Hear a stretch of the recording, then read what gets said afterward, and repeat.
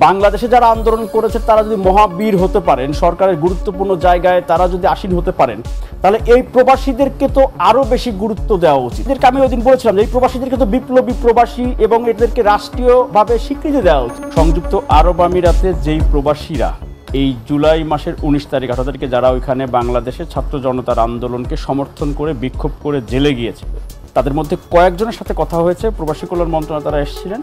কারো 10 কোটি 20 কোটি টাকার বিনিয়োগও এখানে ছিল বা আছে। তারা এক কাপড়ে জেল থেকে তাদেরকে সরাসরি ব্ল্যাক লিস্ট করে পাঠিয়ে দিয়েছে বাংলাদেশে। তারা আর কখনো সংযুক্ত আরব আমিরাতে ঢুকতে পারবে না। সংযুক্ত আরব আমিরাতে বিক্ষোভ করলে বা সৌদি আরবে বা রাজতন্ত্রের যে দেশগুলোতে বিক্ষোভ করলে এটা কত বড় শাস্তি, তারা জেনে বুঝে তারা কিন্তু ওইখানে বিক্ষোভ করে ইন্টারন্যাশনালি তারা এই জনমতটা কিন্তু তারা তৈরি করেছেন তখনকার সরকারের পতনের জন্য বা ছাত্র জনতার আন্দোলনের পক্ষে। এখনো সংযুক্ত আরব আমিরাত, সৌদি আরব সহ বিভিন্ন দেশের কারাগারে তারা রয়েছে এই আন্দোলনের কারণে।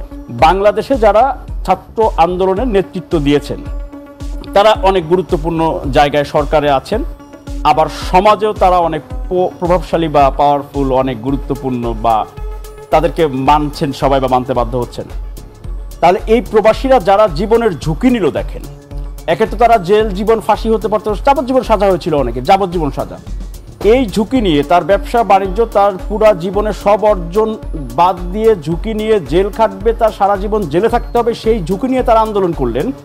তাদেরকে মুক্ত করে দেশে আনা হলো, এটি তারা সুক্রিয়া জানিয়েছে, তারা ধন্যবাদ জানিয়েছেন। দেশে আনার পরে তাদেরকে 50,000 টাকার একটি খাম আপনি দিয়ে দায় সারা, এদের কোনো তালিকা গভর্নমেন্টের কাছে এখনো নাই।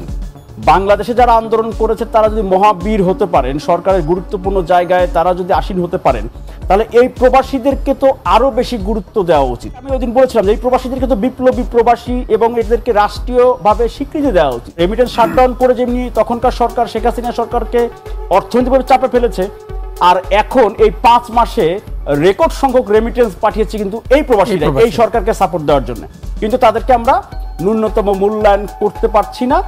তাদেরকে আমরা এখন পর্যন্ত যারা কারাগারে আছে, কতজন আছে, কতটুকু তালিকা আছে, এবং দুঃখজনক হলেও সত্য, এই প্রবাসীদেরকে প্রবাসী কল্যাণ মন্ত্রণালয় থেকে তাদের সাথে আলোচনা করার সময় দিয়ে 7 জন বা 10 জনের প্রতিনিধিকে একটি ডেট বা তারিখ বা সময় দেওয়ার পরেও তাদের সাথে সময় আলোচনা হয়নি। একটু আগে একজন প্রবাসী কথা হচ্ছিল, তার সাথে ফোন করেছিলেন তিনি। এর চেয়ে বড় দুঃখজনক ঘটনা হতে পারে না।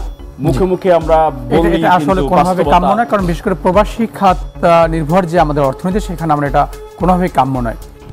আপনি কি বৈধভাবে কর্মী হিসেবে বিদেশে যেতে চান? আপনি কি রেমিটেন্স যোদ্ধা হিসেবে প্রবাস জীবনযাপন করছেন? আপনার জন্য প্রয়োজনীয় এবং জরুরি সকল তথ্য হাতের মুঠোয় পাচ্ছেন প্রবাস তথ্য কেন্দ্রে। প্রবাস তথ্য কেন্দ্র ইউটিউব চ্যানেল, এরই মধ্যে 10 লাখের বেশি সদস্যের বিশাল একটি পরিবার আমরা এখন।